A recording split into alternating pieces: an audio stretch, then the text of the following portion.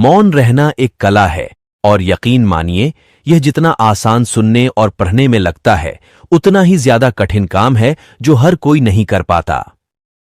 चुप रहने के कई नुकसान हैं, लेकिन सही जगह चुप रहने के कुछ ऐसे फायदे भी हैं जिन्हें जानना उन लोगों के लिए तो बहुत आवश्यक है जो अक्सर हर जगह बोलने या जवाब देने की आदत रखते हैं। चाणक्य नीति में जीवन को सफल और सुखी बनाने के लिए कई बातों का जिक्र किया गया है। आचार्य चाणक्य ने ऐसे 10 जगहों के बारे में बताया है जहां हमें हमेशा खामोश रहना चाहिए। चाणक्य बताते हैं कि इन स्थानों पर चुप बैठने वाला व्यक्ति जीवन भर सुखी रहता है। साथ ही अगर इन 10 स्थानों पर व्यक्ति अगर गलती से भी अपना हस्तक्षेप कर दिया तो आगे चलकर वह बहुत बड़ी मुसीबत में फंस सकता है। तो चलिए जानते हैं कि वो कौन से 10 जगह हैं जहां हमें हमेशा चुप रहना चाहिए। पहला है जहां लड़ाई झगड़ा चल रहा हो। चाणक्य नीति में आचार्य चाणक्य बताते हैं कि जहां पर लड़ाई झगड़ा हो रहा हो उस जगह पर व्यक्ति को हमेशा खामोश रहना चाहिए।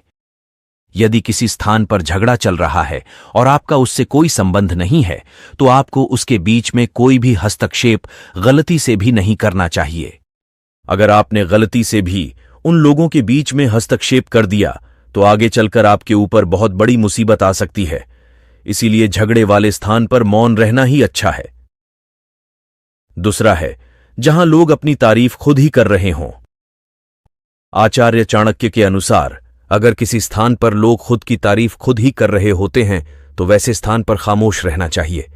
साथ ही यदि किसी स्थान पर अगर सभी लोग अपना अहंकार दिखा रहे हैं तो वहां पर आपको बिल्कुल खामोश बैठना चाहिए। चाणक्य बताते हैं कि ऐसी जगह पर बोलने वाले व्यक्ति का अपमान ही होता है।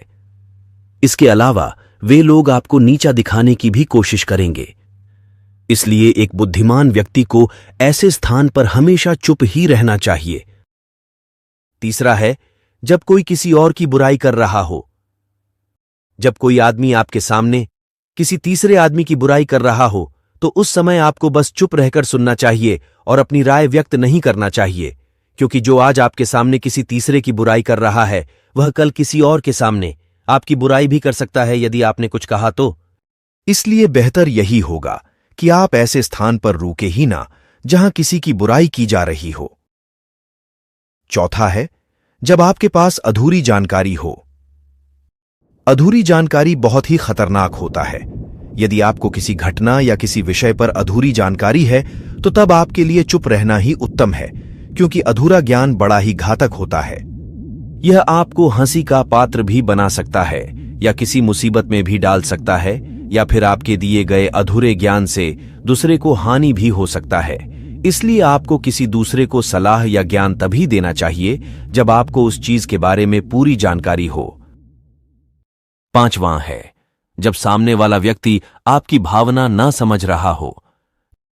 जब आपको यह ज्ञान हो जाए कि सामने वाला व्यक्ति न तो आपकी भावना का सम्मान कर रहा है और ना ही वह आपकी बात को समझ पा रहा है, तो ऐसी स्थिति में आपको स्वयं शांत और चुप हो जाना चाहिए, क्योंकि ऐसे लोगों को आपकी भावना या दुख से कोई मतलब नहीं होता है। ऐसे लोगों को अपना राज बताकर आपको पछताना ही पड़ेगा। हिंदी में एक कहावत है कि भैंस के सामने बीन नहीं बजानी चाहिए। इस समय आपको इस कहावत पर गौर करना चाहिए ताकि ना तो आपकी एनर्जी वेस्ट हो और ना ही आपको बेवकूफ समझा जाए। छठा है जब कोई इंसान अपना दुख व्यक्त कर रहा हो। यदि कोई इंसान अपने दुख या परेशानी के बारे में आपको बता रहा है तो इसका मतलब यह कि वह आप पर भरोसा करता है और आपको अपना समझ रहा है। ऐसे में तुरंत ही उसे समाधान बताने के बजाय चुप रहकर उसकी दुख या समस्या को ध्यानपूर्वक अच्छे से सुने। उसके बाद अगर आपने कभी अपने जिंदगी में वैसी परिस्थिति का सामना किया हो और आपको यह पता हो कि ऐसी परिस्थिति में क्या करना सही होगा, तभी जाकर ही आप उसको उसके परेशानी अनुसार समाधान दें। यदि आपको नहीं पता कि उस समय क्या करना चाहिए, तब आपके लिए चुप रहना ही बेहतर होगा। ऐसा इसलिए क्योंकि गलत सलाह देने से उसकी परेशानी और भी बढ़ सकती है। और सबसे जरूरी बात यह है कि आप उसके दुख या समस्या को गुप्त ही रखें, किसी और को न बताएं। सातवां है जब कोई व्यक्ति आप पर क्रोधित हो या आपसे झगड़ा कर रहा हो।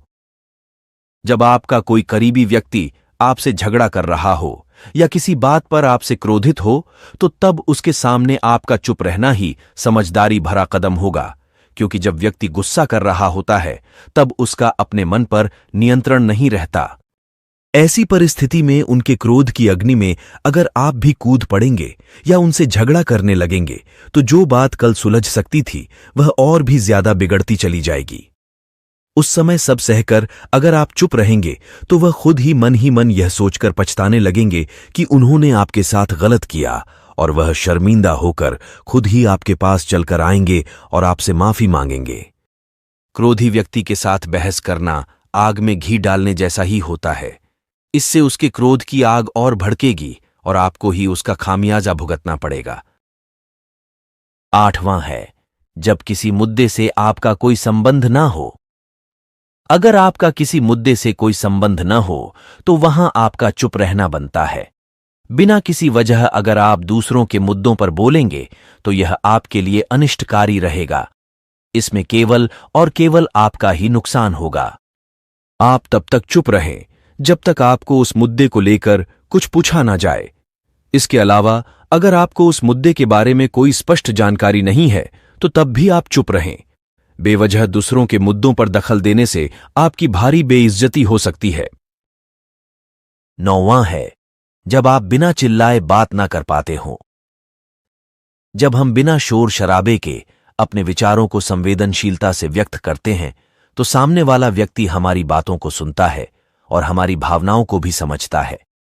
लेकिन ऊंची आवाज में बात करना सामने वाले के मन में गलत असर डालता है। चिल्लाकर बात करने से सामने वाले को हमारी बातें अप्रासंगिक लगने लगती हैं और उसे लगता है कि हम अपनी बातों को जबरदस्ती मनवाने की कोशिश कर रहे हैं। यही अनचाहे नतीजों का कारण बनता है। इसीलिए हमें कभी चिल्लाकर या ऊंची आवाज में बात नहीं करनी चाहिए। अगर आप बिना चिल्लाए कोई बात नहीं कह सकते तो वहां चुप रहने में ही आपकी भलाई है। किसी पर चिल्लाने से आपके व्यवहार के बारे में पता चलता है और लोग आपसे दूर भागने लगते हैं। 10वां है, किसी के बारे में न बोलें। नीतिशास्त्र के अनुसार जो अपने मुंह को बंद रखता है और बुद्धि से काम करता है वही इंसान समझदार होता है। बिना जरूरत के बोलना, बेवजह ही किसी के बारे में बोलना या किसी के बीच में बोलना, यह गलत है। कभी कभी हमारे लिए बुद्धिमानी इसी में होती है कि हम अपना मुंह गलत जगह न खोलें और चुप रहें। मुंह हमेशा सही जगह और सही अवसर देखकर ही खोलना चाहिए। दोस्तों, किसी के बोलने का तरीका उसके व्यक्तित्व के बारे में बहुत कुछ बताता है। आप तेज, धीरे, कम या ज्यादा किस तरह बोल रहे हैं, क्या बोल रहे हैं और कहां बोल रहे हैं, ये आपका करियर और लाइफ दोनों के लिए बहुत मायने रखता है। ये भी सच है कि हमें अपनी बात को सही तरह से रखना आना चाहिए, लेकिन इन 10 हालातों में चुप रहने में ही भलाई है। उम्मीद है आपको हमारी वीडियो बहुत पसंद आई होगी। आपसे अगली बार फिर मुलाकात होगी एक नए वीडियो के साथ।